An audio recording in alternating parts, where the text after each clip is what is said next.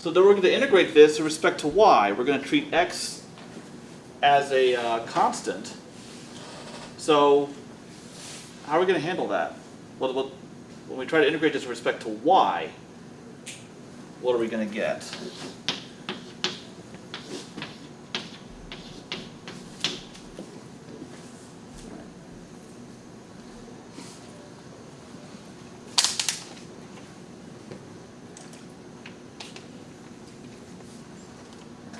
Because whatever you get, you want to make sure that when you differentiate that back with respect to y, this is what you're going to get. Again, treating x as a constant.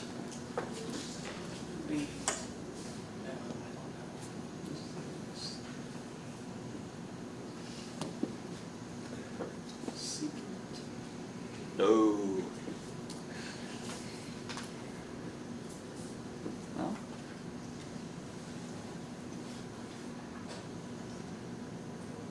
Negative cosines. Yeah, it's going to be cosine of x plus y, and that's going to be enough because when you differentiate this with respect to y, you're going to get minus minus, so plus sine of x plus y. Then you're going to differentiate what's inside with respect to y, but that's just going to give you 1. So this just turned out not to be all that involved after all. But now what we're going to do, we got to plug in the limits. So we get minus cosine of x plus 2 plus cosine, we plug in y equals 0, cosine of x dx. And now we're going to integrate this with respect to x now. Well, now this is just a single variable integration problem. But you need to get back in the swing of things with that anyway, so what is it?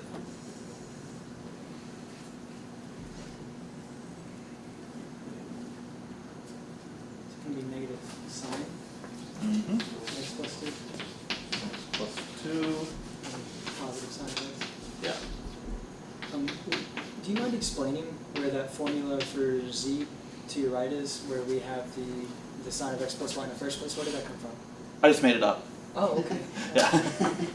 All right. Yeah, I wanted an example of a function that was going to be strictly greater than this one would be on a rectangle, but I just didn't want to just choose a constant. I thought I'd throw something in there. That's cool. I guess Okay. I just missed what you said, that I was trying to Okay. figure out where that came from. Yeah, I'm going to do that from time to time. So. That makes sense. Yeah, which most of the time I end up regretting because if I just make an example off the top of my head, I end up screwing it up. But why let that stop me? Okay. So, questions about this one? 0, x equals 1. Z equals 0. Z is equal to 4 minus y squared, and y is equal to 0. So this turns out to be enough information to define the solid completely. So I will fill in most of the integral. So we'll integrate with respect to 0 and 1, or with respect to x from 0 to 1. And we're going to integrate the function 4 minus y squared dy, because I left myself plenty of space here. What are the limits going to be in y?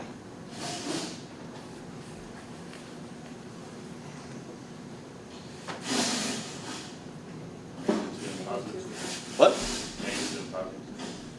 Well, we have y equals 0. Yeah. So x is our lower limit. But then positive 2 is going to be the other one. Okay. So what you're given is going to be just enough to completely define the solid. But sometimes got to do at least a little bit of work to figure out what the limits of integration are supposed to be. So the reason it doesn't go down to -2 is because we specify that it's bounded by y equals 0. And so if we draw this, 0, x equals 1. Okay, and then, so x equals 0 is this plane, and then y equals 0 is this plane, and then,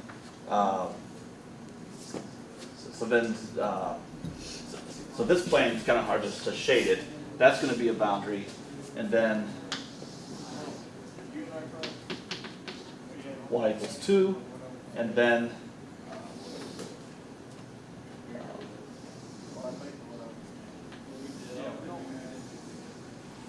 okay.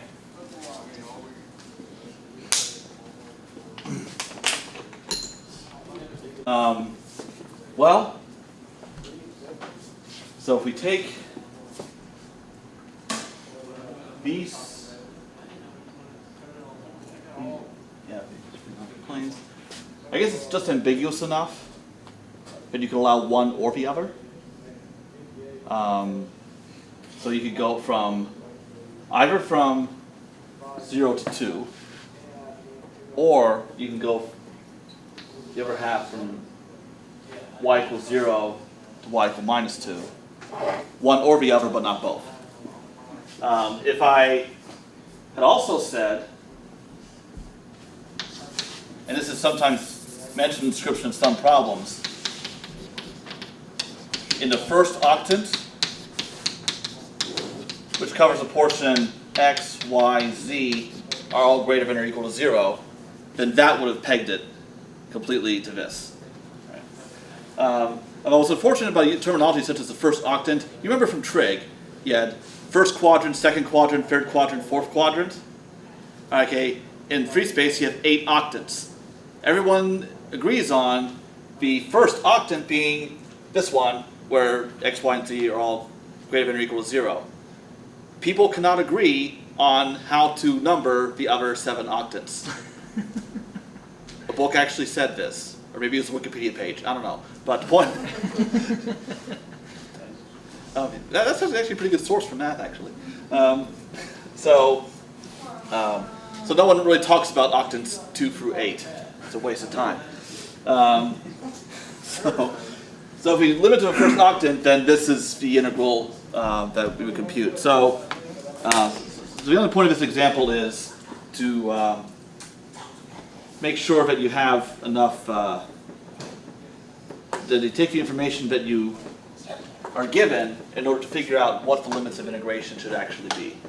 And so that might involve taking these planes, for instance, z equals 0, z equals 4 minus y squared. Here we have a plane, here we have a surface, and seeing where they intersect. So that's what was necessary to do here to come up with this limit of 2. Okay. So